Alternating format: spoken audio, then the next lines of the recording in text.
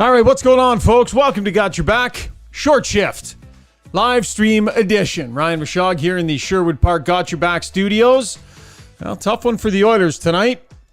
They had it, they were in it, and then they just handed it over. They just gave it away. Poor puck play. That is the title of today's podcast for sure, because that was a huge contributor to that result for the Edmonton Oilers tonight. Jason Strudwick is on the road. He's going to join us in just a moment. Hopefully his telephone is working a little better than it was last night or a couple of nights ago. We'll get to Struds in a moment. But first, we remind you, Got Your Back, Short Shift Edition, brought to you by Mid-City Construction Management, and we have a ticket giveaway. Locally owned family company specializing in civil construction projects for over 40 years, from roadways to excavation, underground utilities, paving, and concrete. They played a huge role in the infrastructure of Edmonton and surrounding area since 1980. Let's just get right to that ticket giveaway. Here's what you need to do. We did another one of these earlier on this year. 2 club tickets to the March 14th game. That's in a couple of days against the Ottawa Senators. Here's what you got to do. Follow at MidCity Inc. on Twitter. DM the answer to our trivia question, and the winner will be announced on Monday afternoon. I'm going to make the trivia question real simple for you, folks. Who scored the Oilers' first goal in their game against the Toronto Maple Leafs tonight? Who scored the Oilers' first goal in their game against the Toronto Maple Leafs tonight? Once again, follow at MidCity Inc. on Twitter and DM them the answer. And if you get it right, and well, you should, your name will go into a draw for a set of club tickets for the game against the Ottawa Senators coming up this week. Okay, Struddy, you got Rishaug? Well, I got you, old dog. Oh man, was your mic ever garbage the other night? Your phone signal, man, it just sent me into a flat out panic. Yeah, I mean, you want to hear the quality, right? My voice is soothing. Yes. Much like, just like the nice calming voice of an uncle. And I was driving into Calgary, and I think I was going through some patchy service. So yeah. I'm in one place. I can't see it being a problem now. So I'm hopeful that I can get through this next 45 minutes unscathed. Yeah, I think we're going to be good now. By the way, we are streaming on YouTube, and we're streaming on Twitter as well. We might even be streaming on Facebook. I'm not sure. I can't monitor that many streams at once. But I actually had it set up tonight to try and stream onto Facebook. So we'll see if it works. I don't know if it's going to work or not. But yeah, so we're going to take your comments, your questions, whatever you want to talk about. By the way, stop giving me the answer on the stream. I'm not going to give you tickets right now. You have to follow at MidCity Inc. on Twitter, and you DM them the answer to the trivia question. Who scored the Oilers' first goal here tonight? Anyways, let's get to the breakdown, and that's going to be brought to you by Horse Racing Alberta. The Alberta horse racing and breeding industry contributes over $300 million to the Alberta economy annually, and the industry employs over 5,000 hard-working Albertans. So experience some of the finest thoroughbred racing in Western Canada at Century Mile Racetrack and Casino when live thoroughbred racing returns in May. For more information, to stay up to date, go to thehorses.com. Okay, Struds. What do you chalk it up to, buddy? It's just puck play, isn't it? Yeah, you're happy with the way you start. You come out the game, you get the lead. Well, not right away, but eventually you get the lead. You're like, hey, they're in pretty good shape. And they get scored on. And then, what was it, 3 goals in 3 minutes or something like that? It was really quick. And I think that the take home for me is that when you get scored on and you're at a team like the Maple Leafs have so much offense, and you look at their top 4, they're so good, and they're all influential in the game tonight. You've got to understand that the next shift you go out is so important after a goal, and you have to be uber sensitive to managing the puck in the proper way. And I thought the Oilers kind of went the other way. I don't know if careless is the right way, because you got to give Toronto Maple Leafs some credit. They did put pressure on the Oilers that made them give it up. But, that understanding, we don't have to score the shift, or we can't get scored on. We just have to win the shift as far as the zone, the zone battle. And I don't think they got that, as they showed in that 3-minute stretch. It was kind of hard to get back into it after that. Okay, let's just get right to it. Jay Woodcroft, as the mistakes started piling on, we'll go to the Weiss Johnson soundbox here. Here's Jay Woodcroft on that turnover from Ryan McLeod. That's just a play you don't see in the NHL very often. What happens? How does that happen? Young mistake. It was a young mistake. He'd be the first guy to own up for that and feel bad for it. In the end, hockey's a game of mistakes, and our goal as a team is to make fewer than the other team and capitalize when they make theirs. Tonight they did a good job capitalizing on our self-inflicted wounds. That was one of them. Okay, so there's people on the stream here in the mentions. Brody Swanson says Ryan McLeod needs to sit a game or two. He's not playing with any purpose or intensity. Way too much of a liability. We've talked a little bit about the intensity level of Ryan McLeod game in, game out, but that's where the mistake started, Strud. So let's maybe focus on that. That one mistake right there. Ryan McLeod is still a young, developing player, but anybody who plays the game at any level knows not to make that pass. Ugly, awful mistakes happen, and that was a real tough one for him, and he paid a price. He didn't play for a bit after it. So you're out there, and you have to see who I'm out against. So, okay, I've got Marner or Tavares or Matthews or whoever is out there with him at that time, and I have to be, really careful about my play. It doesn't mean you play scared. It doesn't mean that you play tentative, but you have to respect the fact that at those moments, those moments are huge turning points. There's nothing going on there. All of a sudden, probably the most dangerous player on the Leafs team finds himself by the puck by himself in front of the net. Like, that just can't happen. And that's a brain cramp, whatever you want to call it. Yeah, you can talk about young hockey, but that's something that coaches would have told you when you're 11 not to do.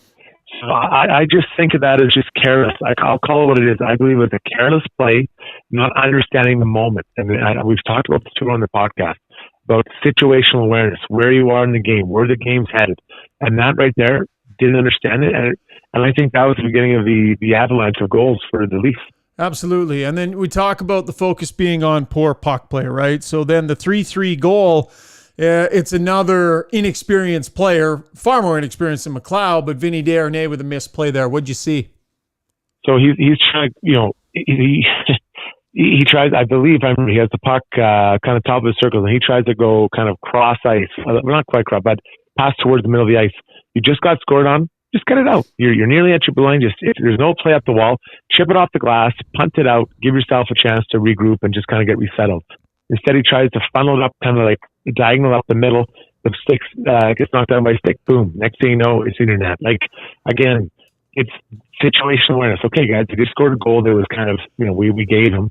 Let's not give him anything else here. But that was his second gift in a row. Again, a young player.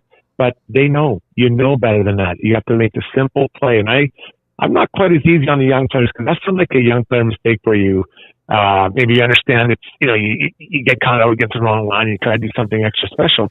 For years, your coach has been telling you, put it up the wall. JL is asking, where was Woodcroft's timeout? I thought for a minute, I wonder about a timeout. But if you looked at the clock, I think they were right butting up against a commercial break. I think there was a commercial break coming.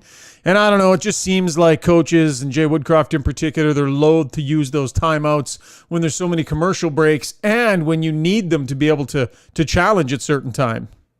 Yeah, it did feel like it was going to be a pretty tight game, right? So it's always risky to use your timeout that far ahead because then you're unable to call a timeout. If you want to criticize his coaching, I think, and this is getting ahead of ourselves, I think he should have pulled the goalie when they had the power play towards the end of the game. Right away. Pulled it. Yeah, I wondered about that. 4. You thought so, hey? I would have. You're down 2. Yeah, okay, go ahead. State the case. No, you're down 2. So you're down 2. I off the top of my head, what was there, like 3-4 minutes left in the game or whatever, and you have a 2-minute power play. Get the goal right away. Your power play, it's been good, but get your power play. Try to get the 6-on-4. So now you score, and maybe you have a full 2 minutes to try to score the next goal. So I thought that was a miscue by Jay. Yeah, that's interesting. I'd be interested to hear what people on the stream think about that because I was thinking about it, but then I also figured you give them a free shot at your net every time they grab the puck, right? That's the risk, is they can ice the puck with impunity and try and score. If the Oilers' power play, which scores 30+% of the time, can get you one, then you pull your goalie and try and get the extra one. But I do think a pull there would have been okay. I wouldn't have been saying, what the heck are they doing? And that would have been the more aggressive move. And I think that was Jay Woodcroft thinking he doesn't need to because his power play can be just that deadly. But then they had one of the worst power plays they've had in weeks. Like the first minute 35 of that power play was atrocious at a critical point in the game. By the way, the only thing worse than the power play was the call. That was a garbage call against the Maple Leafs that put the Oilers on that late power play. Sorry, Oiler fan. I know you're mad about the refs, and we'll get into that, but that was a garbage call. Yeah, no, there's no doubt. I just want to be clear that if the Oilers were down 1, I wouldn't have pulled their goalie. But because you're down 2, time isn't your friend. You need to get it, because even if you score and they let the clock run down, you want to have as much time as you can. So I think that would have been an opportunity to pull that goalie, get 2 extra guys out there, capitalize quickly. Now you got the momentum, and the Leafs get tight. Can we talk about that Darnell Nurse mistake too? Because here we're talking about Ryan McLeod and we're talking about Vinny Desharnais, but here you've got a veteran, experienced defenseman coming off the bench, I believe, heading over towards an errant puck on the boards and just flat out not being hard enough on the puck. He gets it stripped, creates an odd man rush the other way. He had to know that was going to be an ugly situation if they got past him, and they got past him. That was a brutal mistake there from Darnell Nurse. Yeah, again, same situation I talked before, situational awareness, right? The Leafs are feeling it. They're skating well. They're getting into it. You got to be so strong on those plays, so strong. And that's what he's there for, right? That's his job. He and Ekholm, as the 2 veteran leader in this group, they have to be strong on all those pucks. And, in this case, Nurse wasn't. And, people are, I saw some people going, he's too casual. I'm like, I'm not sure if it's casual, but again, it's that situational awareness, understanding that we cannot let another goal and another kind of gifted goal allow or happen on our watch when you're one of the top 3 men on the team. Okay, let's get to the Weiss Johnson Soundbox again. And a reminder, 45 years they have in the business. Should you need a new furnace, garage heater, air conditioner, hot water tank, or any of those things serviced, Weiss Johnson is absolutely the place to go. I've had multiple units put into the house here, had the air conditioner put in last year, had the garage heater put in this year. It's awesome product, works great. Installation crews were awesome too. Had a great time chatting with them. Go see Dennis and the crew down at Weiss Johnson, 5803 Roper Road, or give them a call, 780-463-3096. Okay, we had some shots fired after the game here. So Evander Kane was asked about Michael Bunting, Struds, post-game, and about that melee they got into in front of the net. And we'll start with Kane here, and then that'll kind of propel us into a discussion about the way the referees handled the night tonight. But Evander Kane was definitely frustrated after the game, I would say, about the calls, the lack of calls, and then the way things went there with Bunting. One sec here. I just got to find the clip. There it is. It's funny the way you want to get these little ticky-tack calls, and he likes to dive and embellish, and you want to get that out of the game, but they prevent guys from the consequences of those actions. A lot of the time they get in the way, sometimes the refs, and I think fighting is a great deterrent of those type of players and actions, and it just prevents guys from having to answer the bell. He's a perfect example of that. Prevents guys from having to answer the bell. He's a perfect example of that. So some shots fired there from Evander Kane. What do you think of what he had to say there, his specific point? Oh, he's 100% right. Bunting is annoying. He's annoying to look at. Yeah, he's actually quite an unattractive guy, and he's annoying whenever he plays. And the fact that he plays for Leafs even makes him more annoying. But he does a great job of what he does. Give the guy credit. He drew, that was a 4-on-4, but he drew another penalty with Nurse where he got tapped in the face and dove off like he played for Brazil's soccer team, right? It is crazy, but he is very effective at what he does. And, for Evander Kane, I love that he's trying to engage him and get him going, but there is no way, there is not a no chance, Lance. Yeah. that they're going to fight. There is not a world. And so Bunting's actually taking Kane out of the game. So when they need to score, they take one of their more, they have a few good goal scorers, but King takes him out of the game. And that's a good job. So, I agree with everything what Kane says, but Bunting is really good at what he does. Give the guy credit. He's a very, very effective player, and he's going to get paid as such this summer. J. Michael Butcher says that's Bunting's game. If he has Kane talking post-game, then hand clap to Bunts. He definitely liked him. What do you think about the way the refs handled the game tonight, Struds? 4 sets of 4-on-4. Yeah, I like that. Really? Come on. I like it. What do you like about that? Because this is what happens. So, oftentimes the ref calls retaliation, right? So I come over and I give you a little shot. let's talk about McDavid and what's his nuts. So Matthews knocks him down, and Connor gets up, and they kind of get into it a bit. And Connor, I think it was a slash or cross check or whatever. Usually only McDavid gets called. I love it. Boom, bring them both up, put them in the box. I love it. I absolutely love it. I can't stand when only retaliation gets called, because then you're saying that the initial transgression was okay.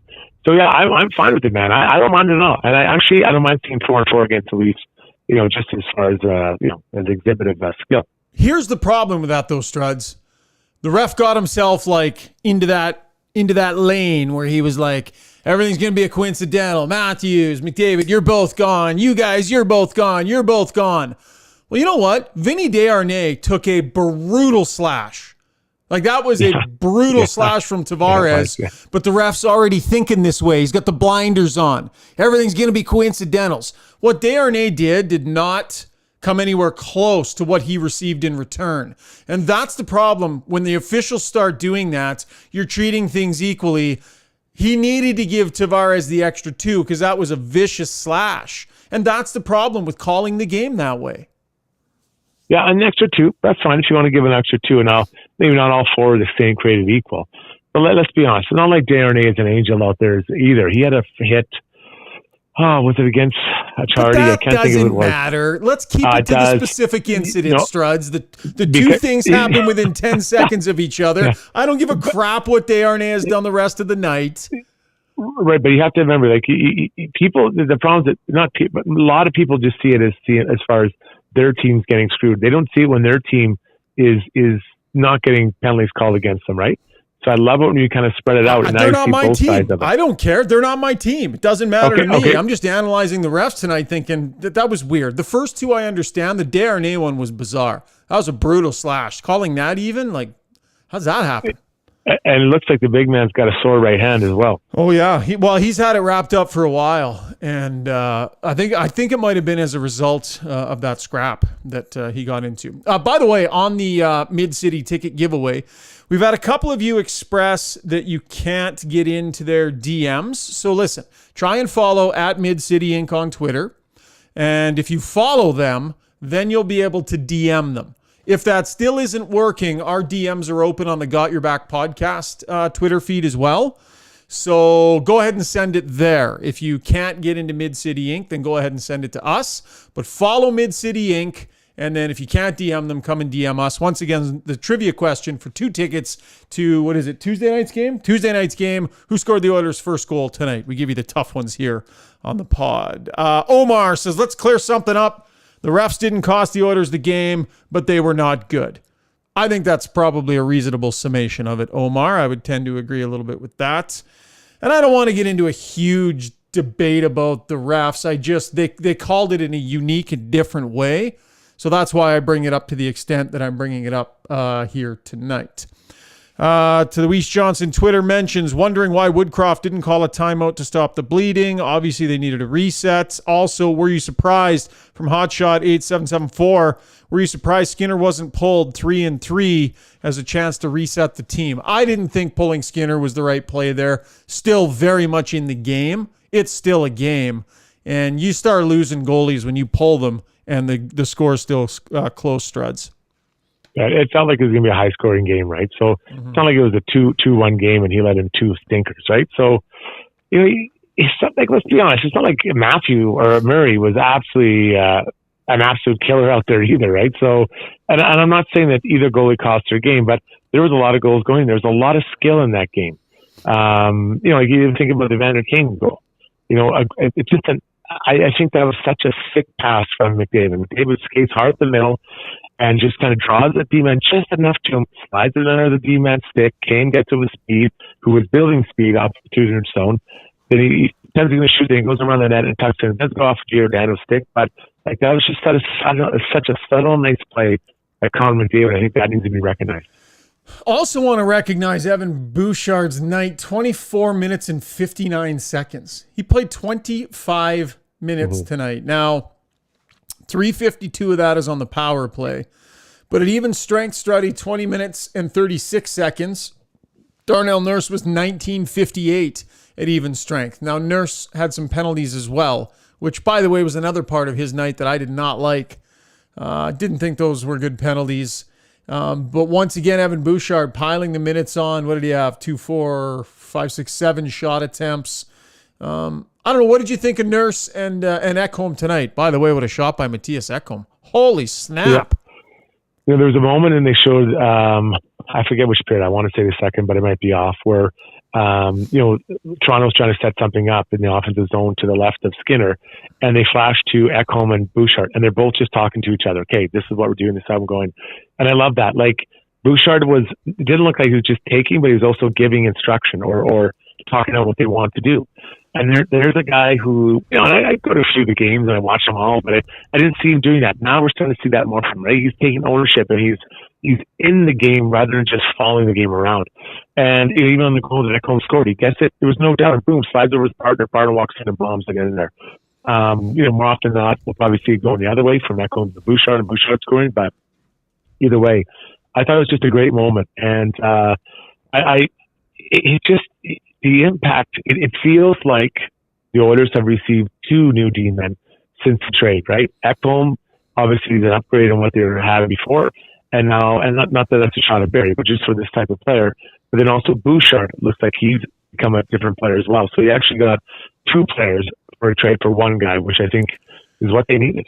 Yeah, it's been a rejuvenating week and a half here for Evan Bouchard, playing the game with lots of confidence. And I thought that, again, I can say this as many times as I need to. I was concerned in moving Tyson Barrie off that power play because that power play is so finely tuned. But so far, Evan Bouchard looks like he's doing a real good job. He's calm when he gets it. More often than not, Struds, he's making a pretty good play from the top of that power play. He's not throwing a lot of pucks away. He's putting it in good positions for guys. So I would say that the results in the power play do a lot to kind of allay those concerns about Barrie having to be traded. Yeah, and I think just the offset, even if there is a drop on the power play, the offset of what you get 5-on-5, I think it's going to more than offset what you might lose on the power play, right? But I mean, this guy will figure out. He will figure out how he should work with these elite players, and they're also going to talk to him. Like those guys talk a different offensive language. It's not like they're dropping, Jason Strudwick back there that has no offensive language. He does, and he'll understand how these guys want the puck, where they want it, and more importantly, Sugar, when do they want the puck? Yeah. Yeah. No, and putting it in good positions for them, right? Because they like to make quick plays with it at times, and just figuring out the little ins and outs, who's going to be where, when, and all that. I think he's keeping it simple, but he's doing a really good job. And I think the other thing too is I think his shot selection has been pretty good, and that's an important point because you often have the puck back there, and you could shoot it a lot if you wanted. That's not what they want to be doing too often from that point, and I think his shot selection's been pretty good. It is funny, you have an open shot and you're like, I might just dish off to 29 or 97. I do think, just as a penalty killer, I think that, every now and then just mixing a shot in there makes me think you might actually shoot it. Because if you never shoot it and teams are pre-scouting you and you never shoot the puck, they're like, well, don't worry about that guy. Let's just try to take away 29, 97. So I think you still nightly have to take a shot from there, just so people respect that. And they're a little bit worried of it or weary of it, and then kind of check off on that, not just saying, don't worry about it. He's not going to take that shot. What are you doing in net on Tuesday night, buddy? That's a toughie. Ottawa. I'm probably playing Skinner again. What day is it today? Saturday? Yeah, he's got time to rest. I'm going with Skinner. What do you do? I'd probably bounce back to Campbell. Yeah, really? and not because you're mad at Skinner or because you blame Skinner or anything like that. I just think you've run hard here with Skinner. You do need to keep Campbell engaged. Ottawa's rolling through town. Give him a start, and then you can bounce right back. Tougher game later on in the week with Stuart Skinner. So I think it seems like the right opponent and the right timing and the right result tonight in Toronto to say, okay, they've run Skinner hard here. It's not about Campbell's the new starter or anything like that. He's going to have to get some starts. So I would probably be looking to go with him. You, my friend, have been horseshit at picking goalies this year. I have. I honestly have no idea. I would tip it. I knew it. But so let's just take a look. So Ottawa's playing tonight in Vancouver, tomorrow in Calgary, Tuesday in Edmonton. So 3 and 4 nights for them. if you're looking, and I hate these soft start ideas, but it would be a softer start than maybe what we saw for Skinner tonight in Toronto, right? Yeah. And so I could get behind that. But, I don't think the Oilers lost the game because of Skinner tonight. I totally agree. And totally agree. Because what are they playing? What is this week? Tuesday, Thursday, Saturday afternoon? Seattle? Am I dreaming? 1 sec. I got to go look. I need a schedule up here in front of me. Just hang on. Yeah. Yeah, I think it's... What do they got? They got Tuesday, Thursday, Saturday, Monday. Tuesday, Thursday, Saturday, Monday. Yeah. Yeah, so... Yeah, if you want to go with Campbell, I guess. But I mean, I think I'd be watching. And we don't have the luxury of watching him every day in practice. But what does he look like in practice, right? Like, how's he feeling? How is he moving in there? Yeah. And then I think a discussion with the goalie coach. Is he starting to get himself back on track? Yeah. Okay, Struds, you are at a hockey tournament right now, correct? Yeah, we are. Yep, down in Calgary with my son's team. So one of my son's teams, and it's been fun. Been a fun time. Nice. Now, Saturday night, is it rip it up with the parents' night now, or now that you're done here? Yeah, I'll probably slide down there and have a couple of beers, but nothing too great. I got a coach, right? I don't like, not to judge, but I'd like the kids to see me clear-eyed, right? I don't want to be hungover for the kids when I coach them tomorrow morning. Coaching's already our biggest problem. Serious. If you're worried about having a little fun with the families on the road, thank you. You're a little too dialed in. The kids deserve my best, and coaching's already a liability for us. So I need to get in there and bring my best. And 90%, that's not good enough.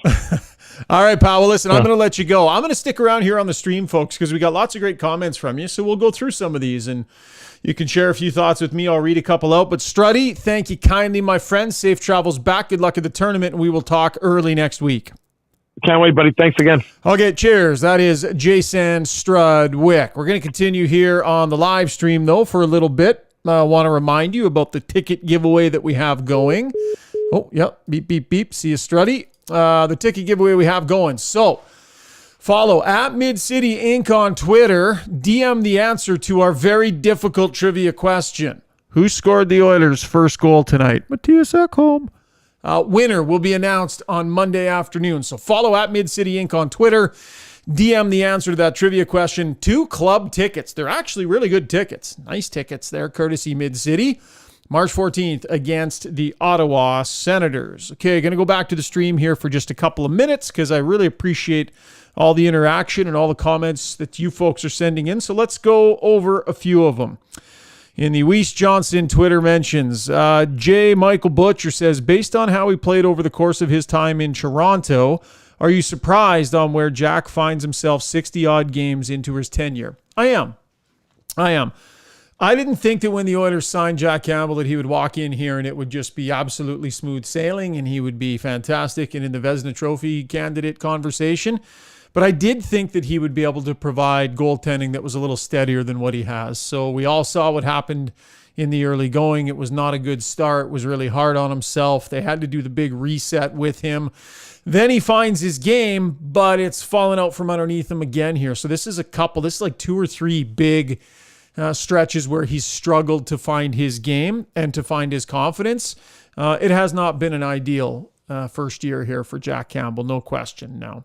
Probably get a few starts between now and the end of the season. Does he get any playoff action? We'll see. If he does, maybe something's gone wrong because I think Stuart Skinner doesn't have a ton of miles on him and can play lots. So if he's playing well, you look at the numbers and the numbers aren't even close between the two of them. So yeah, appreciate that question. Am a little bit surprised on where things are with Jack Campbell. The Bison mask guy, Skinner looked defeated when the game was 3-3 and just went on and on. Oilers up 3-1. Instead of helping the breakout, they blow D-zone coverage and try to get breakaways. I mean, it's part of their system. I know it looks like they're cheating for offense, but it is part of their system where they have guys up ice. You throw guys up ice because it draws the D-man off the blue line, and then it opens up that lane, and that's why you see those constant stretch passes up ice where a guy will just try and get a stick on it and it goes in the offensive zone. It's by design. It's not just guys flying the defensive zone trying to go get breakaways. When you're seeing that, But definitely the D zone coverage was interesting. How about the battle tonight between McDavid and Matthews? A lot of time on the ice together. And I think the Sportsnet broadcast flashed the graphic of how much offensive zone time when they were on the ice together. It looked like the Matthews line had been really dominating that matchup, at least as far as offensive zone time goes. While we're chatting here, I'm just going to try and take a quick look at Natural Stat Trick. They do a real nice job of providing sort of matchup information post-game. I'm curious to see how that matchup head-to-head between those two ended up going. Pretty sure it was tilted pretty significantly in Matthews' favor. Okay, Oilers versus opposition. Let's find Connor McDavid. Time on ice. So he was on the ice for 8 minutes and 52 seconds at even strength against Austin Matthews. Shots 4-3, shots against 8. Shot attempts 6, shot attempts against 13. So 31% shot share went on the ice against Austin Matthews tonight at even strength for Connor McDavid. They had some great battles, though, and it was kind of interesting to watch because there were some man-on-man stuff in the defensive zone. A couple times Matthews was elusive. A couple times McDavid did a real nice job marking him. And then down in the other end, I thought McDavid had some real good looks there as well. So Ian Laterno says, Costin back versus Ottawa or back to 11-7? Good question, actually. I wonder, if Desharnais' wrist is a little bit tender, or maybe because of the mistake, or maybe because they don't want to have Philip Broberg sitting for too long. I think that's a great point by Ian. Is it time for them to go back to that 11-7 configuration, re-engage Costin, and try and make sure that he's useful as they head down the stretch here? I like that point. I think that's a really good point. Love the podcast, Rishaug. Like that one, Rishaug. Really appreciate it. Oh, hang on, folks. My dog wants to get out of the office here. I got to let her out 1 second. Be right back.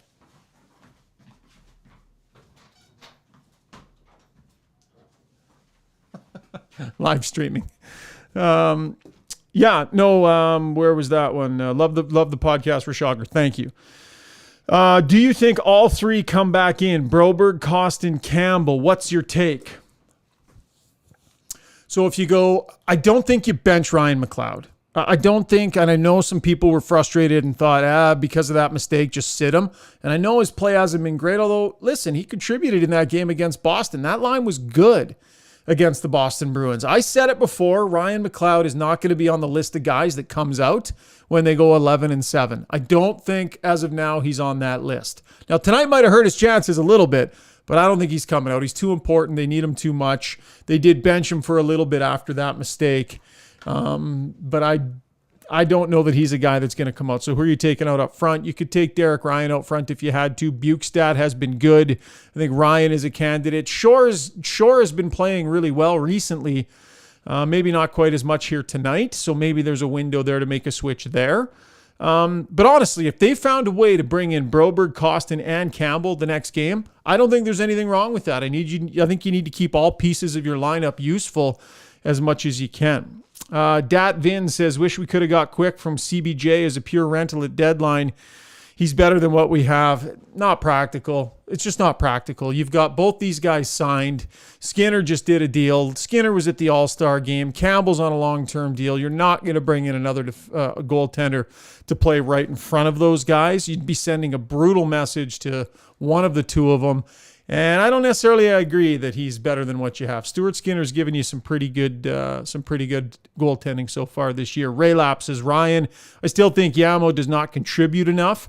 Gets costly, lazy penalties in O-zone. I agree with that.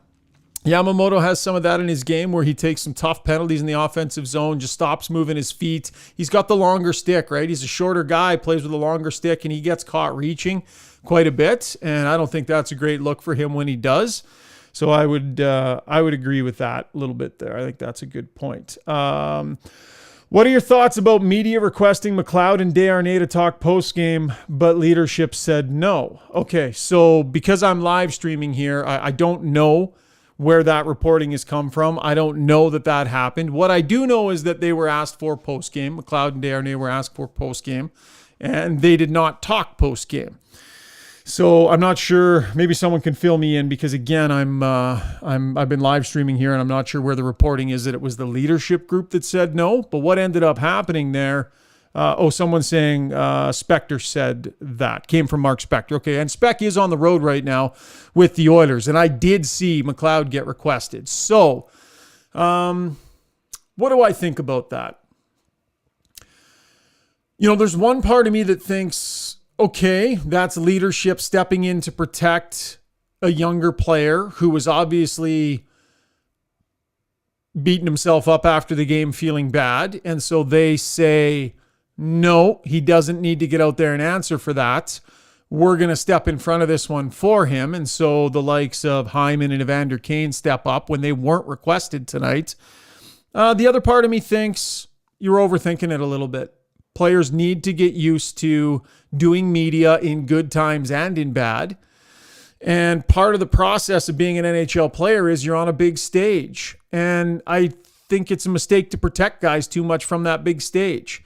If I was in that scrum with Ryan McLeod tonight, like Speck or Tony Brar or the reporters that are out there, all you say is, Ryan, obviously that was a tough play. Take us through that play and what you saw. And Ryan McLeod stands there and says, yeah, it's hard. I can't make that play in that moment, and it's tough, and it sucks for him.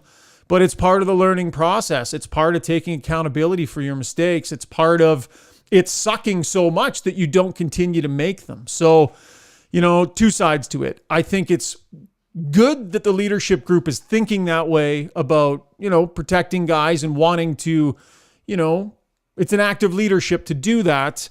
I don't think it was completely necessary. And I think guys need to come out and talk when stuff like that happens, whether they're young guys, veteran guys. And look, he's not an 18-year-old rookie.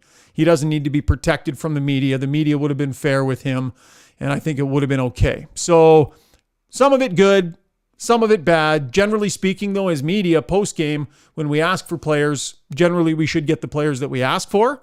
That's the way that it's supposed to work. It's league rules through teams and stuff. And I know fans don't care a lot about this stuff, but there is a certain way that it needs to work, right? We need to be able to talk to the guys that we need. But the Oiler leadership group, according to Spec, stepped in and decided that it wasn't going to be McLeod's turn to talk. And so other people did. My guess is he'll talk in the next couple of days here. So not a huge deal, but definitely something that's kind of notable. Johnny Jones says, appreciate you chatting with the stream after Struddy got off. Yeah, 100%. And I didn't want to keep him too long because he's on family time right now. Do you feel like McLeod got a little too comfortable in the lineup? He was good in Boston, but recent games hasn't been the greatest, says Omar. Comfortable. I mean, yeah, Ryan McLeod is an easygoing guy. And when he plays the game, he doesn't play with a ton of intensity. And so I don't think he really thinks the game like that. It needs to be a really intense environment around him for him to wake up to it. That's not what he brings to the game each night. I think it's a fundamental flaw in his game, and I think it needs to change. I thought after last year's playoffs it would, because I really liked the way he elevated in last year's playoffs, and I thought he would bring more of that to the regular season this year. But what we haven't seen often enough is Ryan McLeod recognizing, man, I had a lot of success with that in some of the playoff results that he got, and bringing it more often to the regular season. Instead, he's defaulted back to constant no-hitters, constant swinging on guys, refusing to finish checks, not always being on the inside. It's not that he can't do it. It's just not his natural default mode. And I think he needs to spend more time trying to do those things, because he can really make a difference with his skill set when he does. So you know what? I guess I'll say, yeah, probably is a little bit too comfortable in the lineup at times, because that intensity comes and goes, and the Oilers really need that intensity from him. Rays 48, at a time where all three teams above us are continually winning and gaining points, this was a travesty. How many more nights are we going to lean on little mistakes cost us? We just need to learn. Well, what do you suggest, Rays? And I appreciate the comment, but I mean, they made some mistakes tonight. Those mistakes cost them. They'll learn from those mistakes. Let's go back to so you say, what does it mean, right? How do you learn from mistakes? Well, let's go back to the first Boston game, right? Remember the mistakes that were made in that game, the costly penalties, and just recognizing that the increment between winning and losing against those good teams is so fine, and the Oilers were on the wrong side of it. What does McDavid say after? Winning is a skill, and they have it mastered or perfected or whatever he said. Fast forward to their next game against the Boston Bruins. The Oilers took the lessons they learned in that first game and they brought them into the second game. That's what happens. So terrible penalty from Desharnais, terrible penalty from Kostin. And they were more disciplined in that game and they did a better job of taking care of those fine details. So obviously, you're an Oiler fan and you're frustrated with the loss tonight. I think that's totally fair. But the team is what it is. It is what it is. There's nobody to call up or swap out or this. You make minor lineup tweaks here and there, but this group needs to continue to learn together. This was a pretty good road trip. I mean, overall, they were playing some pretty good teams here, and this was a decent road trip. Had a chance to be a fantastic road trip with a win tonight, and they let one get away, so I can understand how there's some frustrating stuff for Oiler fans when they're watching that game tonight. Bingo. Can't bubble wrap guys every time they have a rough game.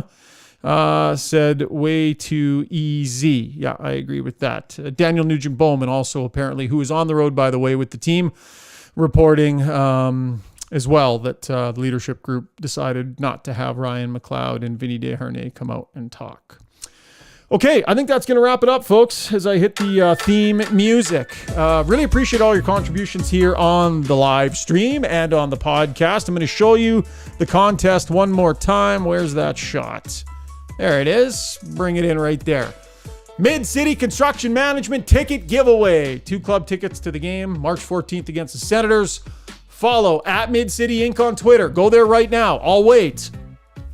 At Mid-City Inc. on Twitter. DM the answer to the trivia question. Who scored the Oilers' first goal tonight? Matthias Ekholm.